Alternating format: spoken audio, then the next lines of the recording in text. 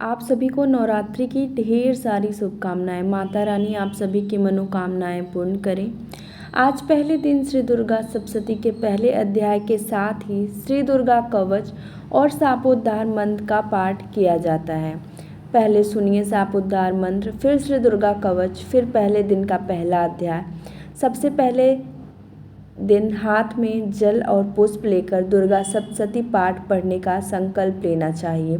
फिर शापोद्धार मंत्र का उच्चारण करना चाहिए। शापोद्धार मंत्र है ओम ह्रीं क्लीं श्रीं काम क्रीं चंडिका देव्ये शापनाशानुग्रहं कुरु कुरु स्वाहा। इस मंत्र का आदि और अंत में 7 बार जप करें। इसके बाद उत्कीलन मंत्र का जाप करेंगे। ओम श्रीं क्लीं ह्रीं सप्तशती चंडिके उत्कीलनम कुरु कुरु स्वाहा। इस मंत्र का आदि और अंत में 21-21 बार हम जप करेंगे। इसके बाद मृत संजीवनी विद्या ओम ह्रीं ह्रीं वम वम ऐं ऐं मृत संजीवनी विद्ये मृत्युमुत्थापयोत्थापय क्रीं ह्रीं ह्रीं व स्वाहा। इस मंत्र का आदि और अंत में 7 बार जप करें। शाप विमोचन मंत्र मारीचकल्प के अनुसार ओम श्रीं श्रीं क्लीं हूं क्षोभय मोहय उत्कीलय उत्कीलय उत्कीलय ठम ठम। इस मंत्र का आरंभ में ही 108 बार जप कर लेना चाहिए, पाठ के अंत में नहीं। इसके बाद 6 अंगों सहित दुर्गा सप्तशती का पाठ किया जाता है। कवच, अर्गला, कीलक और तीनों रहस्य, ये ही सप्तशती के 6 अंग माने गए हैं। तो आइए सुनते हैं हम दुर्गा कवच पाठ। महर्षि मार्कंडेय जी बोले, हे पितामह, संसार में जो गुप्त हो और जो मनुष्यों की सब प्रकार से रक्षा करता हो और जो आपने किसी को आज तक बताया न हो, वह कवच मुझे बताइए। श्री ब्रह्मा जी कहने लगे, अत्यंत गुप्त व सब प्राणियों की भलाई करने वाला कवच मुझसे सुनो।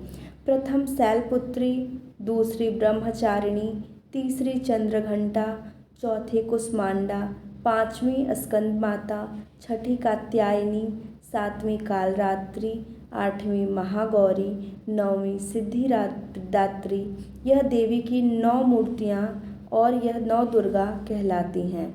आग में जलता हुआ, रण में शत्रु से घिरा हुआ, विषम संकट में फंसा हुआ मनुष्य यदि दुर्गा के नाम का स्मरण करे तो उसको कभी भी हानि नहीं होती।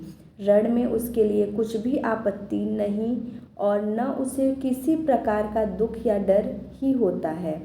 हे देवी, जिसने श्रद्धापूर्वक तुम्हारा स्मरण किया है उसकी वृद्धि होती है और जो तुम्हारा चिंतन करते हैं उसकी तुम निसंदेह रक्षा करने वाली हो। चामुंडा प्रेत पर, वाराही भैंसे पर, रौद्री हाथी पर, वैष्णवी गरुण पर अपना आसन जमाती हैं। महेश्वरी बैल पर, कौमारी मोर पर और हाथ में कमल लिए हुए विष्णु प्रिया लक्ष्मी जी कमल के आसन पर विराजती हैं। बैल पर बैठी हुई ईश्वरी देवी ने श्वेत रूप धारण कर रखा है और सब प्रकार के आभूषणों से विभूषित ब्राह्मी देवी हंस पर बैठती हैं और इस प्रकार यह सब देवियाँ सब प्रकार के योगों से युक्त और अनेक प्रकार के रत्न धारण किए हुए हैं।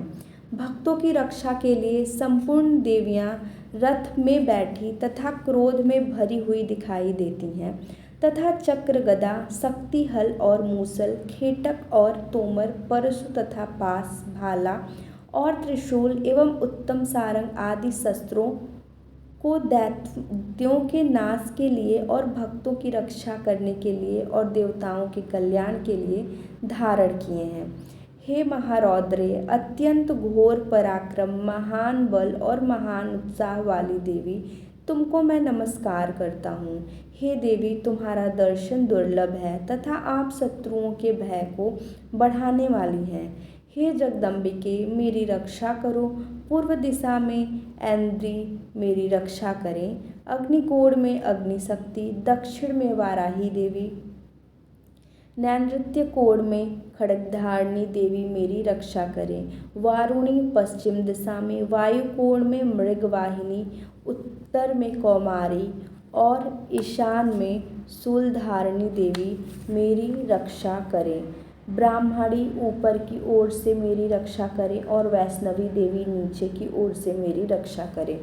और इसी प्रकार 100 पर बैठी चामुंडा देवी 10 दिशाओं में मेरी रक्षा करें। जया देवी आगे, विजया देवी पीछे की ओर, अजिता बाईं की ओर, अपराजिता दाहिनी की ओर मेरी रक्षा करें। उद्योतिनी देवी शिखा की रक्षा करें तथा उमा सिर में स्थित होकर मेरी रक्षा करें। इसी प्रकार मस्तक पे मालाधारी देवी रक्षा करें और यशस्विनी देवी मेरी भौहों का संरक्षण करें। भौहों के मध्य भाग में त्रिनेत्रा नथुनों की यमघंटा देवी रक्षा करें। नेत्रों के मध्य में शंखिनी देवी और द्वारवासिनी देवी कानों की रक्षा करें। कपोलों की कालिका देवी और कानों के मूल भाग की भगवती साकरी रक्षा करें। सुगंधा नासिका में और चर्चिका ऊपर के होठ में, अमृतकला नीचे के होठ की, सरस्वती देवी जीभ की रक्षा करें। कौमारी देवी दांतों की और चंडिका कंठ प्रदेश की रक्षा करें। चित्रघंटा गले की घंटी की और महामाया तालु की रक्षा करें। कामाक्षी कोढ़ी की, सर्वमंगला वाणी की रक्षा करें। भद्रकाली गर्दन की और धनुर्धरी पीठ के मेरुदंड की रक्षा करें। कंठ के बाहरी भाग की नीलग्रीवा और कंठ की नली की नलकुबरी रक्षा करें। दोनों कंधों की खड्गिनी और ब्रजधारिणी मेरी दोनों बाहों की रक्षा करें। दंडिनी दोनों हाथों की और अंबिका देवी समस्त अंगुलियों की रक्षा करें। सुलेश्वरी देवी संपूर्ण नखों की, कुलेश्वरी देवी मेरी कुक्षी की रक्षा करें। महादेवी दोनों स्तनों की, शोक विनाशिनी मन की रक्षा करें। ललिता देवी हृदय की, शूलधारिणी उदर की रक्षा करें। कामिनी देवी नाभि की, गुह्येश्वरी गुह स्थान की, पूतना और कामिका लिंग की और महिष वाहिनी गुदा की रक्षा करें। संपूर्ण इच्छाओं को पूर्ण करने वाली महाबला देवी दोनों जंघाओं की रक्षा करें। विंध्यवासिनी दोनों घुटनों की और तेजसी देवी दोनों पाँवों की, पृष्ठभंग की, श्रीधरी पाँव की उंगलियों की, स्थलवासिनी तलुओं की, दस्त्रा करालिनी देवी नखों की, ऊर्ध्वकेशिनी केशों की, पागेश्वरी वाणी की रक्षा करें। रोमा बलियों के छिद्रों की, कौबेरी और त्वचा की बागेश्वरी देवी रक्षा करें। पार्वती देवी रक्त, मज्जावसा, मांस, हड्डी की रक्षा करें। कालरात्रि आंतों की रक्षा करें। मुकुटेश्वरी देवी पित्त की, पद्मावती कमल कोश की, चूड़ामणि कफ की रक्षा करें। ज्वालामुखी नसों के जल की रक्षा करें। अभेद्या देवी शरीर के सब जोड़ों की रक्षा करें। ब्रह्माणी मेरे वीर्य की, छत्रेश्वरी छाया की और धर्मधारिणी मेरे अहंकार, मन तथा बुद्धि की रक्षा करें। प्राण, अपान, समान, उदान और व्यान की वज्रहस्ता देवी रक्षा करें। कल्याण शोभना मेरे प्राण की रक्षा करें। रस, रूप, गंध, शब्द और स्पर्श इन विषयों का अनुभव करते समय योगिनी देवी मेरी रक्षा करें तथा मेरे सत्व गुण, रजोगुण, तमोगुण की रक्षा नारायणी देवी करें। आयु की रक्षा बाराही देवी करें। वैष्णवी धर्म की तथा चक्रिणी देवी मेरी यश, कीर्ति, लक्ष्मी, धन, विद्या की रक्षा करें। इंद्राणी मेरे शरीर की रक्षा करें और हे चंडिके आप मेरे पशुओं की रक्षा करिए। महालक्ष्मी मेरे पुत्रों की रक्षा करें और भैरवी मेरी पत्नी की रक्षा करें। मेरे पथ की सुपथा तथा मार्ग की क्षमाकरी देवी रक्षा करें। राजा के दरबार में महालक्ष्मी तथा सब ओर व्याप्त रहने वाली विजया देवी चारों ओर से मेरी रक्षा करें। जो स्थान रक्षा से रहित हो और कवच में रह गया हो उसकी पापों का नाश करने वाली जयंती देवी रक्षा करें। अपना शुभ चाहने वाले मनुष्य को बिना कवच के एक पग भी कहीं नहीं जाना चाहिए, क्योंकि कवच रखने वाला मनुष्य जहाँ भी जाता है वहाँ उसे अवश्य धन लाभ होता है तथा विजय प्राप्त करता है।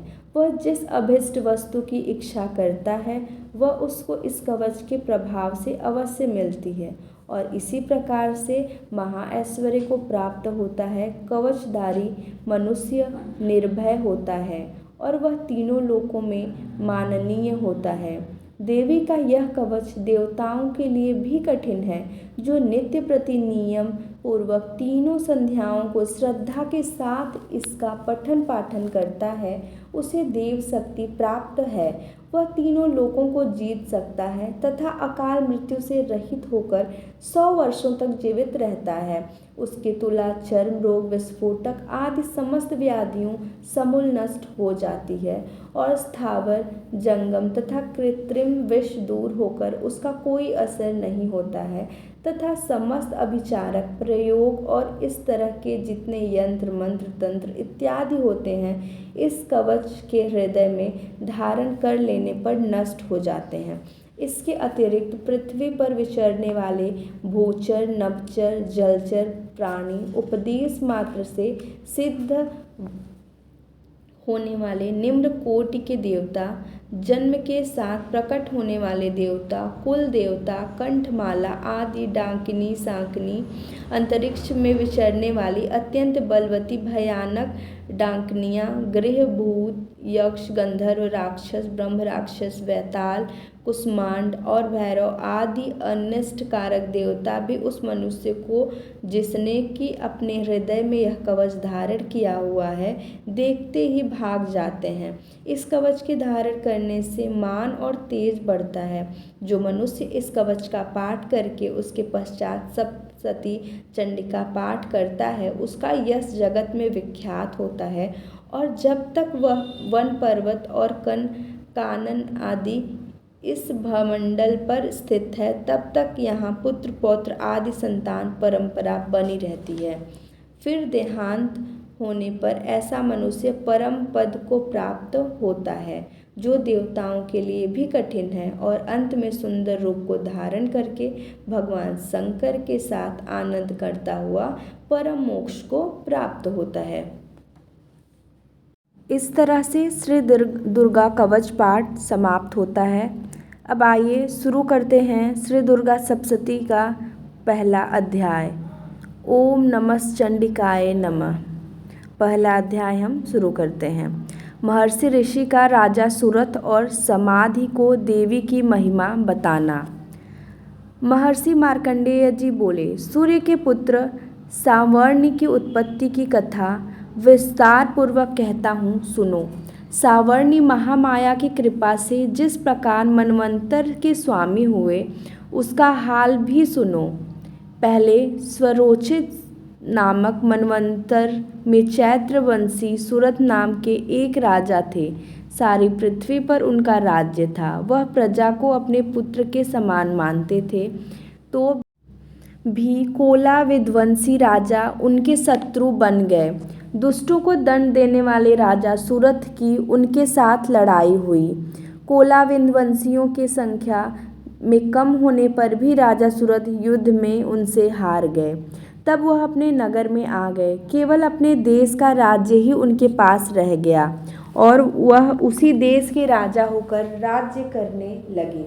किंतु उनके शत्रुओं ने उन पर वहाँ भी आक्रमण किया। राजा को बलहीन देखकर उसके दुष्ट मंत्रियों ने राजा की सेना और खजाना अपने अधिकार में कर लिया। राजा सुरथ अपने राज्याधिकार को हार कर शिकार खेलने के बहाने घोड़े पर सवार होकर वहां से एक भयंकर वन की ओर चले गए। उस वन में उन्होंने महर्षि मेधा का आश्रम देखा। वहां मेधा महर्षि अपने शिष्यों तथा मुनियों से सुशोभित बैठे हुए थे और वहां कितने ही हिंसक जीव परम शांति भाव से रहते थे। राजा सुरथ ने महर्षि मेधा को प्रणाम किया और महर्षि ने भी उनका उचित सत्कार किया। राजा सुरथ महर्षि के आश्रम में कुछ समय तक ठहरे। अपने नगर की ममता के आकर्षण से राजा अपने मन को सोचने लगे, पूर्व काल में पूर्वजों ने जिस नगर का पालन किया था वह आज मेरे हाथ से निकल गया। मेरे दुष्ट एवं दुरात्मा मंत्री मेरे नगर की अब धर्म से रक्षा कर रहे होंगे या नहीं। मेरा प्रधान हाथी, जो कि सदा मद की वर्षा करने वाला और शूरवीर था, मेरे वैरियों के वश में होकर न जाने क्या दुख भोग रहा होगा। मेरे आज्ञाकारी नौकर, जो मेरी कृपा से धन और भोजन पाने में सदैव सुखी रहते थे और मेरे पीछे चलते थे, वह अब निश्चय ही दुष्ट राजाओं का अनुसरण करते होंगे तथा मेरे दुष्ट एवं दुरात्मा मंत्रियों द्वारा व्यर्थ ही धन को व्यय करने में संचित किया हुआ मेरा खजाना एक दिन अवश्य खाली हो जाएगा। इस प्रकार की बहुत सी बातें सोचता हुआ राजा निरंतर दुखी रहने लगा। एक दिन राजा सूरत ने महर्षि मेधा के आश्रम के निकट एक वैश्य को देखा। राजा ने उससे पूछा, भाई तुम कौन हो? यहाँ तुम्हारे आने का क्या कारण है और तुम मुझे शोकग्रस्त अनमने से दिखाई देते हो? इसका क्या कारण है? राजा ने यह नम्र वचन सुन वैश्य ने महाराज सूरत को प्रणाम करके कहा। वैश्य बोला, राजन, मेरा नाम समाधि है। मैं धनियों के कुल में उत्पन्न एक वैश्य हूँ। मेरे दुष्ट स्त्री पुत्रादि को ने लोभ में मेरा सब छीन लिया है और मुझे घर से निकाल दिया है। मैं इस तरह से दुखी होकर इस वन में चला आया हूँ और यहाँ रहता हूँ। मैं इस बात को भी नहीं जानता कि अब घर में इस समय सब कुशल है या नहीं। यहाँ मैं अपने परिवार का आचरण संबंधी कोई समाचार भी नहीं पा सकता कि वह घर में इस समय कुशल पूर्वक है या नहीं। मैं अपने पुत्रों के संबंध में यह भी नहीं जानता कि वह सदाचारी है या दुराचार में फंसे हुए हैं। राजा बोले, जिस धन के लोभी स्त्री पुत्रों ने तुम्हें घर से निकाल दिया, फिर भी तुम्हारा चित्त उनसे क्यों प्रेम करता है? वैश्य ने कहा, मेरे विषय में आपका ऐसा कहना ठीक है, किंतु मेरा मन इतना कठोर नहीं है। यद्यपि उन्होंने धन के लोभ में पड़कर पितृ स्नेह को त्याग कर मुझे घर से निकाल दिया है, तो भी मेरे मन में उनके लिए कठोरता नहीं आती। हे महामते, मेरा मन फिर भी उनमें क्यों फंस रहा है, इस बात को जानता हुआ मैं नहीं जान रहा। मेरा चित्त उनके लिए दुखी है। मैं उनके लिए लंबी लंबी सांस ले रहा हूँ। उन लोगों से प्रेम को नाम नहीं, फिर भी ऐसे निस्नेहियों के लिए मेरा हृदय कठोर नहीं होता। महर्षि मार्कंडेय जी ने कहा, हे ब्राह्मण, इसके पश्चात महाराज सूरत और वह वैश्य दोनों महर्षि मेधा के समीप गए और उन्होंने साथ यथा योग्य न्याय संभाषण करके दोनों ने वार्ता आरंभ की। राजा बोले, हे भगवान, मैं आपसे एक बात पूछना चाहता हूँ, सो आप कृपा करके मुझे बताइए। मेरा मन मेरे अधीन नहीं है, इससे मैं बहुत दुखी हूँ। राज्य धनादिक की चिंता अभी तक मुझे बनी हुई है और मेरी यह ममता अज्ञानियों की तरह बढ़ती ही जा रही है। और यह समाधि नामक वैश्य भी अपने घर से अपमानित होकर आया है। इसके स्वजनों ने भी इसे त्याग दिया है। स्वजनों से त्यागा हुआ भी यह उनके हार्दिक प्रेम रखता है। इस तरह हम दोनों ही दुखी हैं। हे महाभाग, उन लोगों के अवगुणों को देखकर भी हम दोनों के मन में उनके लिए ममता जनित आकर्षण उत्पन्न हो रहा है। हमारे ज्ञान रहते हुए भी ऐसा क्यों है? अज्ञानी मनुष्यों की तरह हम दोनों में यह मूर्खता क्यों है? महर्षि मेधा ने कहा, विषम मार्ग का ज्ञान सब जंतुओं को है। सबों के लिए विषय पृथक पृथक होते हैं। कुछ प्राणी दिन में नहीं देखते और कुछ रात को, परंतु कोई जीव ऐसे हैं जो दिन तथा रात दोनों देख सकते हैं।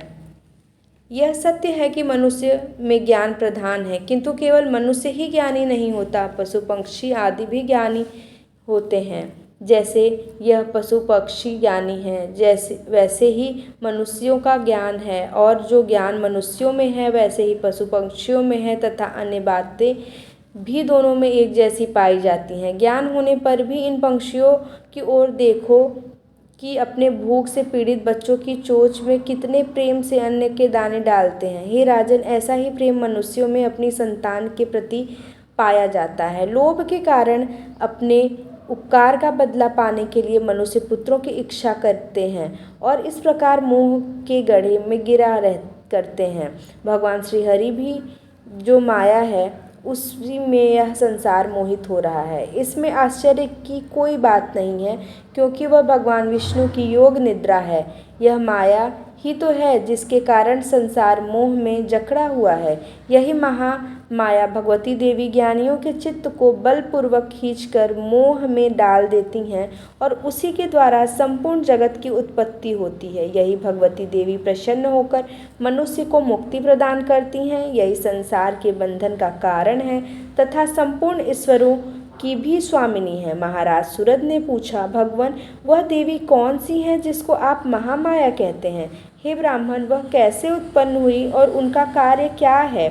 उसके चरित्र कौन कौन से हैं? प्रभु, उसका जैसा प्रभाव हो, जैसा स्वरूप हो, वह सब ही कृपा कर मुझे कहिए।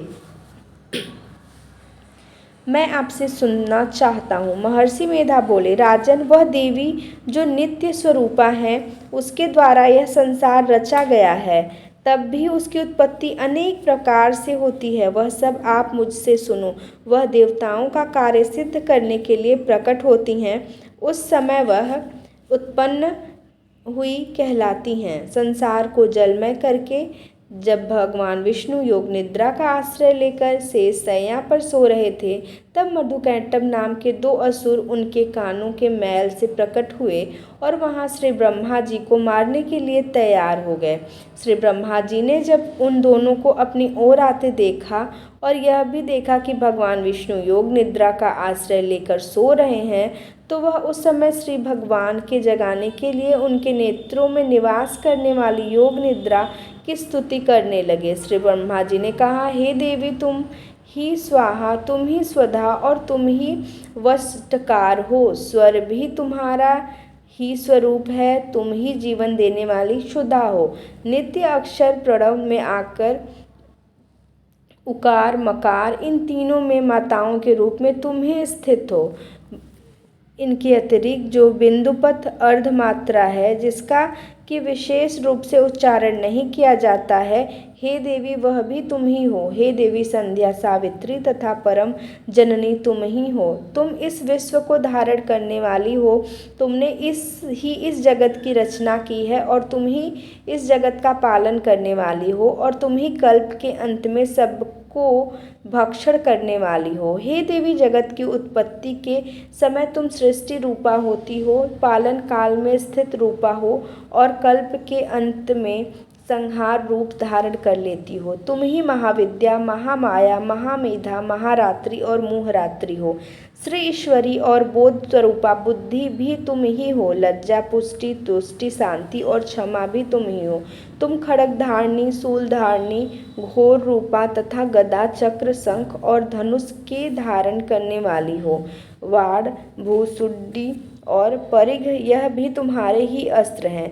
तुम सौम्य और सौम्यतर हो। यही नहीं बल्कि जितनी भी सौम्य तथा सुंदर वस्तुएं इस संसार में हैं, उन सबसे बढ़कर सुंदर तुम हो और अपर सबसे पर रहने वाली सुंदर तुम ही हो। हे सर्वस्वरूपे देवी, जो भी सत असत पदार्थ हैं और उनमें जो शक्ति है, वह तुम ही हो। ऐसी अवस्था में भला तुम्हारी स्तुति कौन कर सकता है? इस संसार की सृष्टि, पालन और संहार करने वाले जो भगवान हैं, उनको भी जब तुमने निद्रा के वशीभूत कर दिया है, तो फिर तुम्हारी स्तुति कौन कर सकता है? मुझे भगवान विष्णु तथा भगवान शंकर को शरीर धारण कराने वाली तुम ही हो। तुम्हारी स्तुति करके ही शक्ति किसमें है? हे देवी, तुम तो अपने इन उदार प्रभावों के कारण ही प्रशंसनीय हो। मधु और कैटभ जो भयंकर असुर हैं, इन्हें तो मोह में डाल दो और श्री हरि भगवान विष्णु को भी जल्दी जगा दो